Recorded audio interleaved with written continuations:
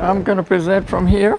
Yes, ma'am. Oh, I won't have a table or something to put my goodies on. Oh, you brought items? Yeah, books, and I want to give an example. Okay. Hey, Jason.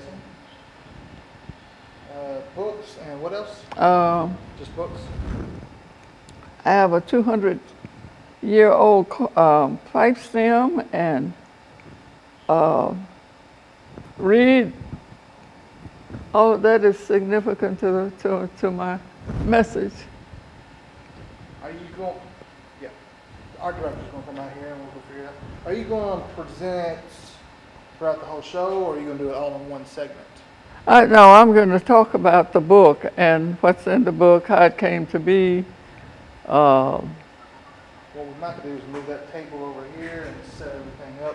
Yeah. Take a camera, and as you're talking about it. Yeah, I really need a table. Is anything fragile? Hmm? Is anything fragile?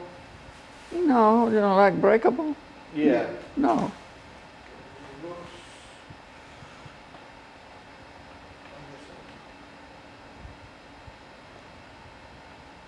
So you want me to just show this like this? Yeah, I'm going to show that. And that 200-year-old pipe stem in there.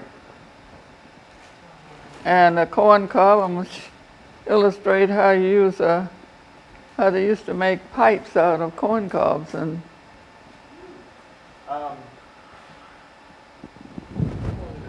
do you need to be around it to like point at it, or can we just leave it over here and take a shot of it?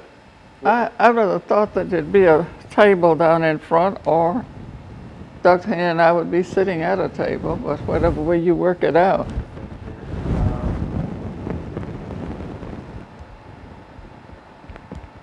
I wonder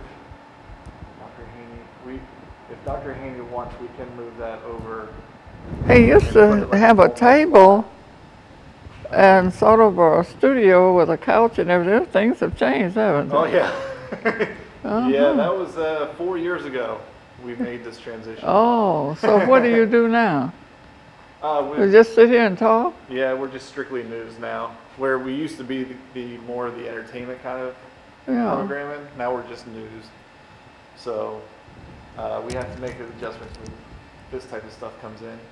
I'll talk to Dr. Haney, and because he may only need one segment, so we can just bring that over here and move the chairs out.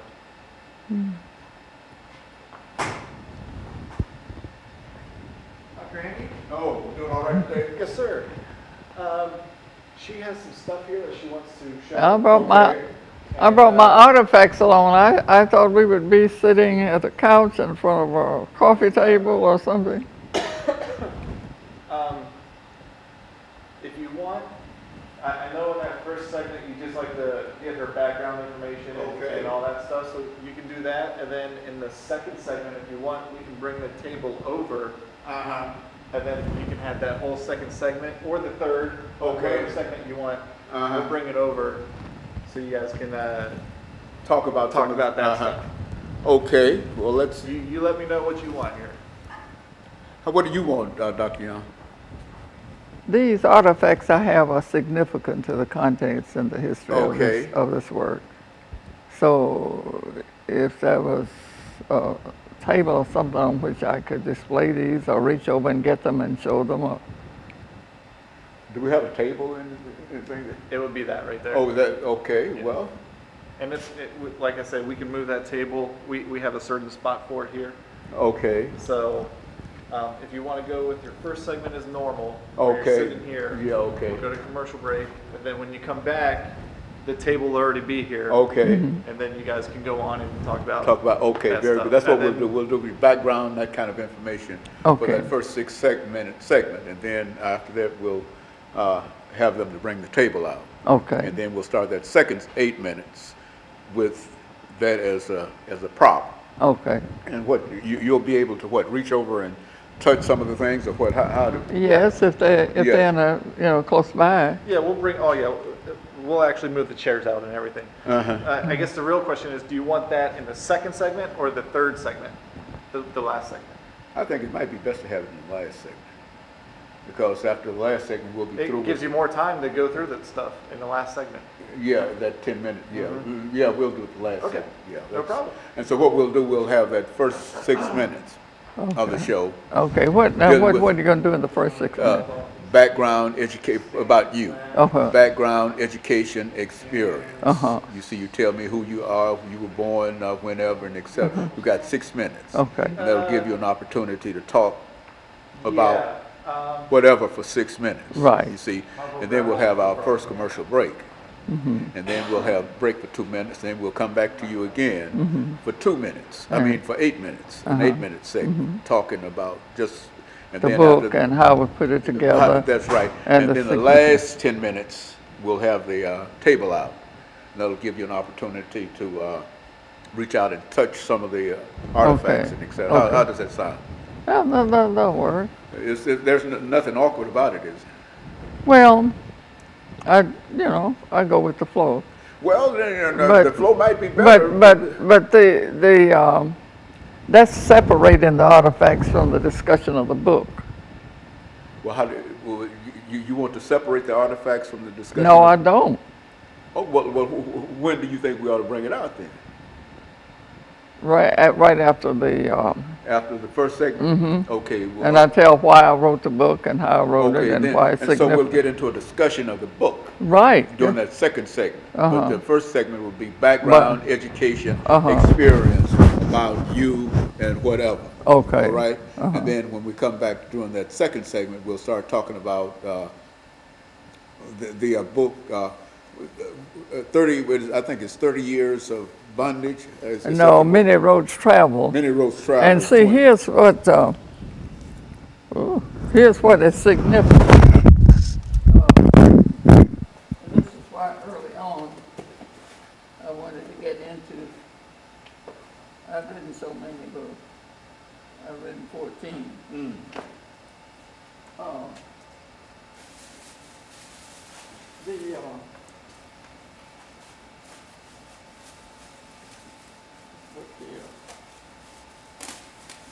This is what we're talking about. Okay. Is that the book you want to talk about? This one here. Okay. Many Roads Travel. Many Roads Travel, okay. Okay. Now the cover of this book, the cover of this book enunciates the essence of the whole book. Well, you see here, Many Roads Travel. From the rugged paths in Africa and the riding on a oxen to the mid-passage of the slave ship to the coffle, and see, I can pull in some words like coffle. Okay. Well, let's get it set up first. Yeah. Let's get it set up. We'll do that first and second segment. And let's do we're going to have to do this on the last segment. Okay. Because that'll give us the time. And so the first 2 segments, we'll deal with your background, education, and experience. Okay. Okay. And then African Americans. That second segment, African Americans and slavery. I don't want to use that, of course. You don't want to use that. Well, Because there's a mentality that slavery is unique to ethnicity, and it's not. Every group has been enslaved. Well, well, let's just talk about slavery, the Many Roads Travel, however you want to do it. Let me give you the significance. You see this? Yes, ma'am. This is an item that's older than America.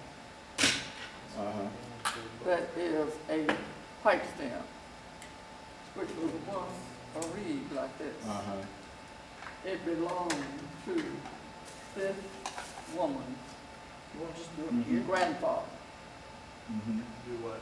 Okay? This thing. Okay. The story of the road that she and her forebears traveled from the shores of Africa to Marshall County, Tennessee, where she is buried. Okay. Makes for a provocative story. Okay, you're going to tell that story? Yes. Okay, well, good. Okay, well, let's just get up here and we'll tell the story. And then the last part, the last 10 minutes, Okay. Last 10 minutes, we're going to roll out the display. Okay. We'll bring it over, set it up, and a coin toss along with a reed. Okay. One of the means of making pipes among poor people. And this pipe stem dates from 1755. Okay. And it's this woman's grandmother. Okay, grandfather. let's get started. It's rich in history. Dr. Young. Yeah. Okay. Let's get started, and by having you to have a seat here, and what we want to talk about first is about Dr. Morton Young. Okay. And you tell us about your background, your education, and your experience with that, and we'll both relate to that. Oh, I have lost my number. Oh, I'm around.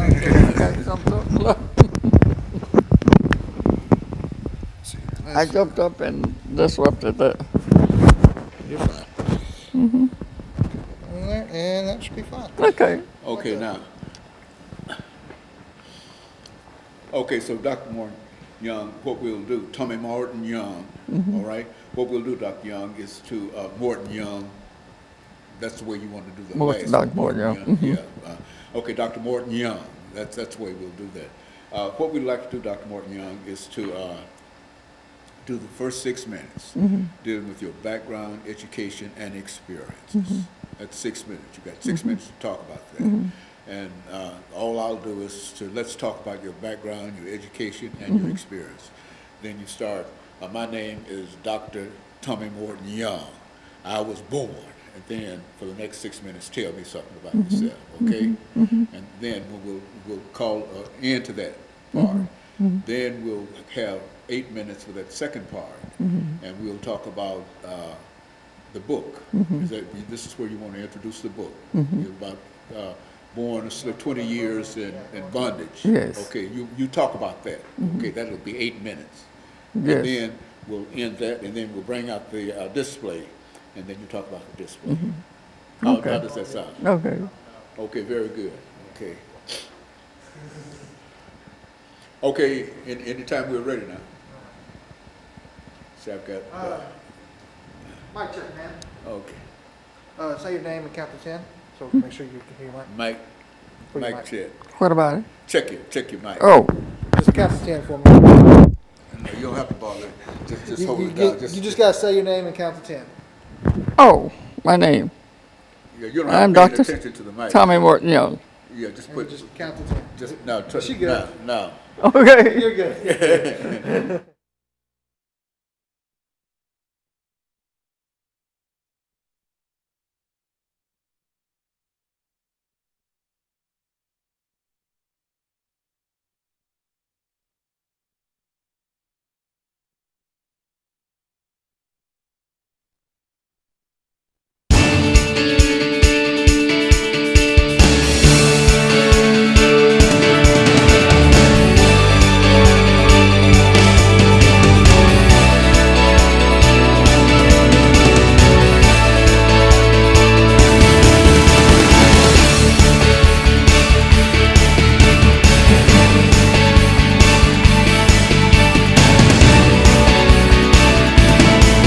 Thank you and welcome to the show today.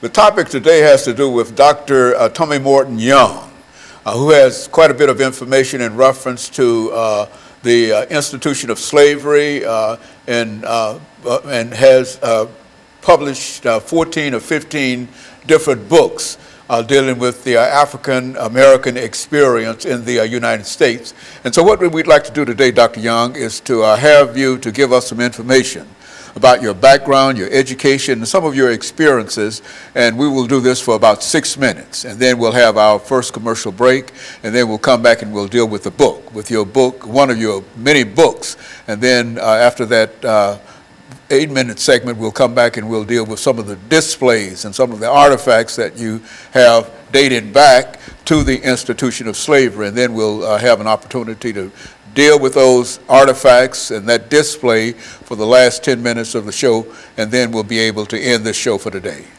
Let's start off by having you to talk about Tommy Morton Young before she became Dr. Tommy Morton Young. Let's do it from that perspective, Dr. Young. Well, I am Tommy Morton Young. I was born and reared in Nashville, in North Nashville, in fact. I am a product of the public schools. Received my Bachelor's of Arts degree cum laude from Tennessee State University. I was picked by the Southern Education Foundation and some of my former professors at Tennessee State to integrate Peabody College long before it became a part of Vanderbilt. I was the first African American to graduate from Peabody College with a Master's of Arts. I later went on to Duke University because I was in North Carolina at the University of North Carolina system teaching and as an administrator, and received a PhD from Duke University. I am listed on the North Carolina literary map, although I am a Tennessean, but my roots go back to North Carolina. Not only do my roots go back to North Carolina, but I have traced them across the ocean to the Ewe tribe of southern Ghana. I am a genealogist, and the last time I had the pleasure of being on your program, we talked about the Tennessee African American Genealogical and Historical Society. And so my writings, majority of them are in history and genealogy. And the work that I'd like to share with you today is genealogical. It is Southern history. It is African history. And it's about the experience of a woman from whose parents came from Africa. She was born here. But as I say, I am a genealogist. I do research and have, I guess, since the 1970s, and decided to write this particular book about my great-grandmother, in fact. And so what we'll do, Dr. Young, is to devote some time to this particular book during our second segment of this show. But now, this is not the only book that you've written. I'm sure of that because I know of some of the earlier books. But why don't you, during the last minute and a half, mention some of the other books that you've written so that we might be able to get that information onto tape for today? Yes. One of the books that I have written, which has also been published in India. That's interesting to me. But it's called Nashville, Tennessee. It's in the Black America series, over 200 photographs and legends and descriptions. I wrote another book about Nashville called Sable Scenes, true life stories of life and living in a southern town, Nashville. I have written books with interest for women, including Fabulous You, Claiming and Celebrating the Fabulous Self, Mind, Body, and Spirit. I also have a book that I wrote growing out of my psychology background, and it's called After School Programs for At-Risk Youth and Their Families. And of course several others which I won't. Okay, and so what we'll do, Dr. Young, we'll take this first commercial break, and then we'll come back and we'll have an opportunity to talk about one of the books that you've written, and we'll have about 8 minutes to deal with that. And we'll be back with our audience following this very, very short commercial break.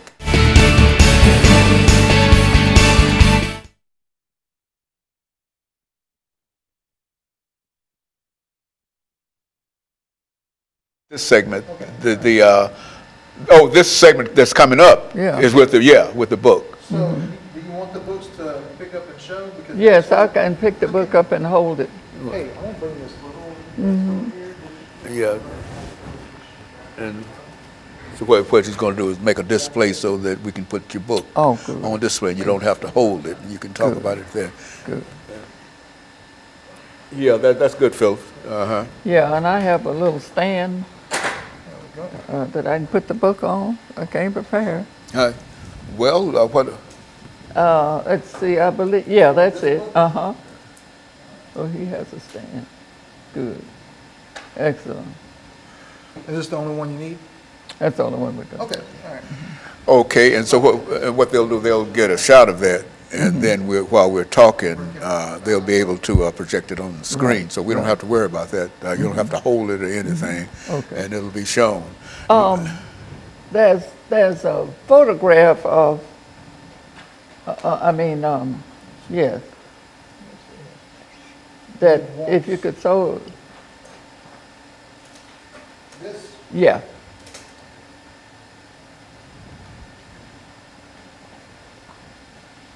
Yeah, that's her story. Okay, very good. Okay, that's good. Now we've got the displays and everything that's necessary for our discussion of the No, book. I don't have that 200-year-old pipe stem, and this is part of American history too. I know, but I think that we're going to do that on the last. We're going to we're going to put everything on the last segment. We wanted to put this book up, since this is what you want to talk about now. The roads, Many roads travel. You see, and so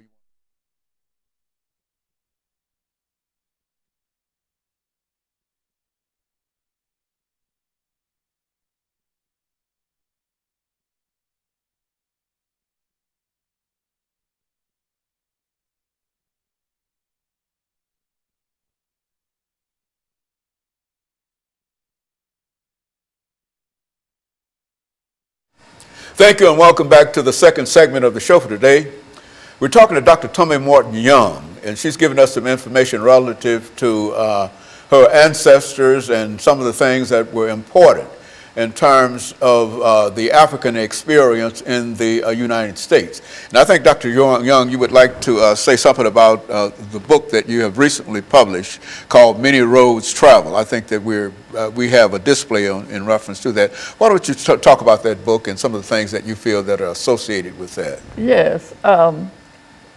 Many Roads Travel, or 20 Years in Bondage, was inspired, the writing was inspired by the woman in that old tin-type photograph, and by the pipe stem that she had, which somehow remained in the family for over 200 years.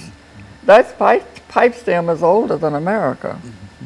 It belonged to this woman's grandfather. In the 1970s, when I became very much submerged into genealogy, I did research in North Carolina, where this woman, we first find her. And that journey took me to the shores of Africa.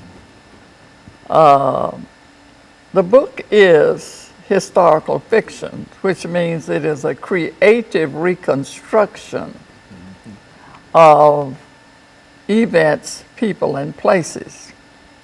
And so in the creative reconstruction, we visit the shore of Africa where two children are playing on the coast, and they see this, what they think is a mirage in the distance, this big, gray, white-looking thing.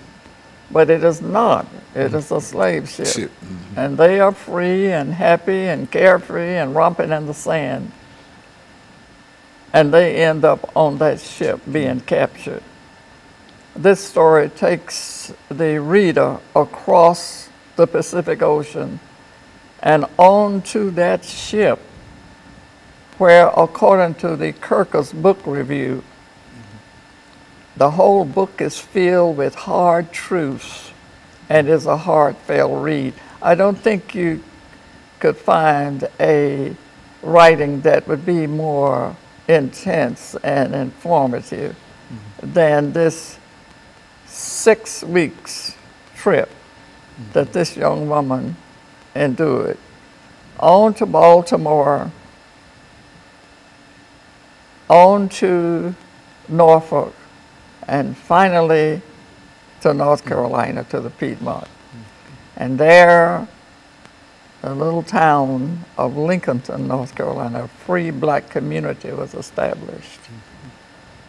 And this young girl becomes a woman, and she is married, and she and her husband Jake reproduced this Pleasant Lane. So this is a story of Pleasant, her forebears as they travel across the ocean, the many roads leading to North Carolina, and her kidnapping. She was a free girl on her way to take that pipe stem to the Lane's tobacco shop. And that's a rich history there. See, many people do not know, even people in North Carolina, that a man by the name of Lunsford Lane, which was one of her relatives, developed a flavored tobacco. He was called a tobacconist. He was free in the little town. And he took his recipe for flavored tobacco to the biggest tobacco producer in North Carolina then and now. And they, Lunsford Lane presented this recipe to this man and said, I know, you know, you're powerful, you have all I ask is just to give me just a little, a fair percentage. I'm not asking much, just a fair. So the man told him, well, I'll get back to you. I'll get back. Well, he did get back to him, but not directly. He got back to him early one morning when night riders arrived. They feathered and tarred him and left him beside the railroad. And he was rescued and sent on to Canada. I have the book with the man's story. I have followed the genealogy and the connection between Pleasant Lane here and Lunsford Lane, using the naming patterns that enabled me to follow the family and also to go all the way back to the African experience. What went on the two plantations, Wakefield and North Carolina, and the somewhat imaginary Lanza Lake plantation in Tennessee, would make for hair standing on, raising the hair on your head. Because as I said, Kirker's book review says there are some hard truths that the characters are very carefully researched and presented. We learned, I mean, the book presents new words, well, less familiar words that the reader can gain a deeper insight into the dynamics of the trade, of the a peculiar institution, a man by the name historian, you're familiar with Stamp, yes, who called it the peculiar institution of this peculiar institution, right. Okay, and so we've got about a minute, Dr. Young, before we end this segment today, but basically you've already got all of this information in this book, and for a person to know about this information, how can, over the last half minute we have, how could a person get a copy of this book? Well, copies are available at Keebelon on Jefferson Street, at Barnes and Nobles, and also from Afrogen, which is my publishing company. So they're available around. Okay, and so what we're going to do, Dr. Young, is to take a second commercial break, and then we're going to have a chance to come back and look at some of the displays and some of the artifacts that you have related to this individual that we're talking about now. And we'll be back with our